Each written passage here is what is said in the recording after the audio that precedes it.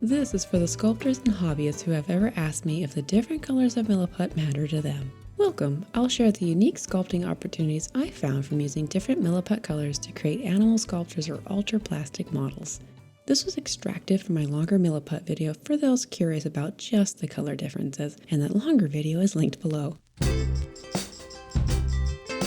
My previous experience with Aves epoxy putty taught me that there's a difference in workability between the colors of Aves, and that was one of my first questions when I started with Milliput. There is also a difference with the Milliput colors, though not quite as broad as it is in Aves. It's a smaller difference.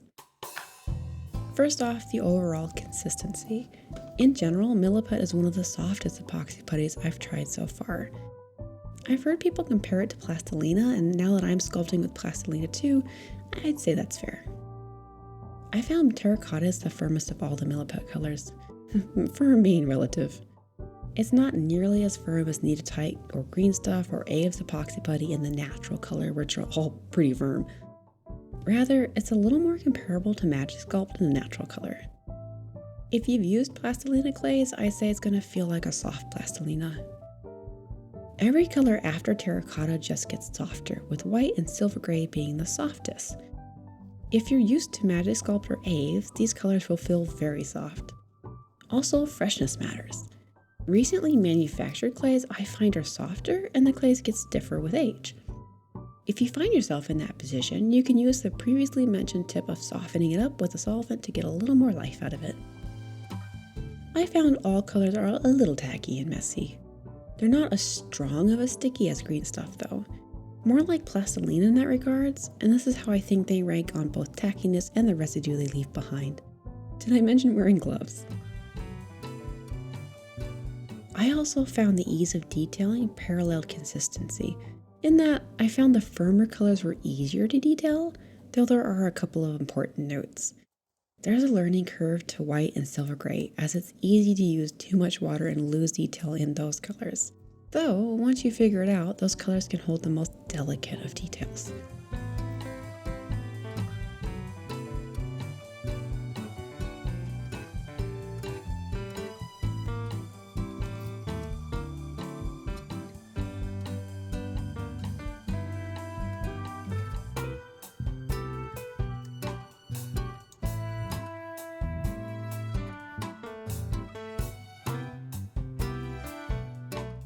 Basically, it's all about learning not to use too much water if you want detail.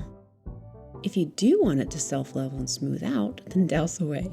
That's actually something Milliput does really well, and I've come to appreciate it, especially when I want smooth putty in hard-to-reach areas. And finally, both the black and turquoise colors have these little grains of color. In the turquoise, it helps the putty look like real turquoise. In both colors, I found those little grains can make it hard to get fine details on really small scales. So if your creations are tiny like mine, you might want to try the other colors. I found that pretty much all brands of epoxy putties I've used are very durable for my purposes of creating detailed sculptures that see light handling and transportation. And I've come to learn there are two kinds of putty, rigid and flexible. Milliput, like Aves and Magic Sculpt, are rigid putties, and green stuff is a flexible putty. When put under a lot of pressure, flexible putties tend to bend instead of snapping.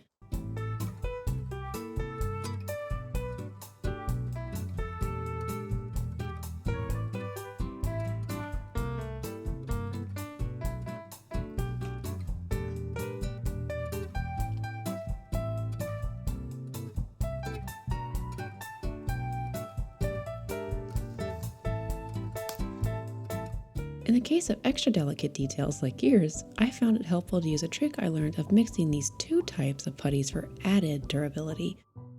Mix Milliput with green stuff or Kneadetite and bam, you've got yourself a power couple.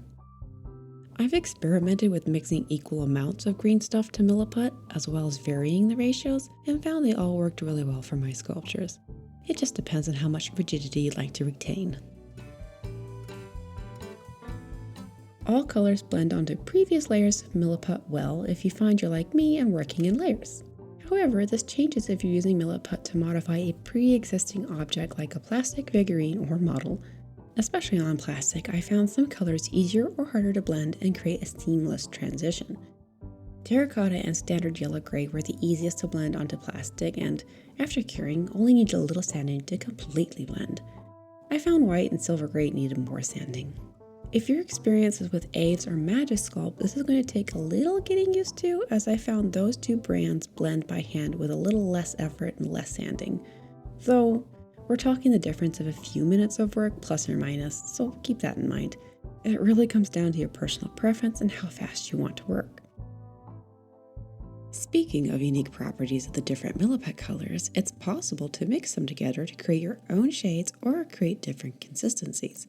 For example, I love to mix terracotta and white together, as I find I get some firm consistency from the terracotta and gain some finer detail from the white. It's like I get the best of both.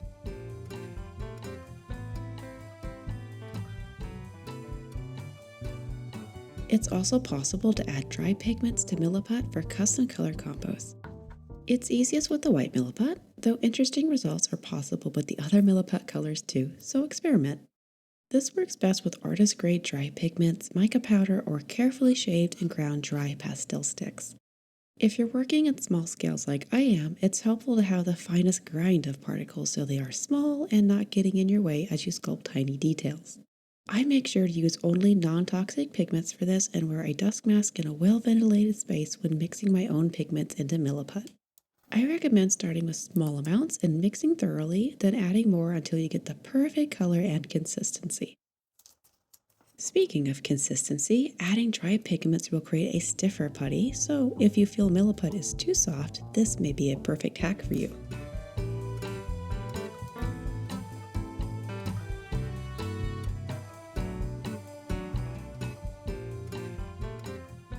I hope that answered your questions about the different colors of Milliput and what it's like to work with them as a sculptor or customizer.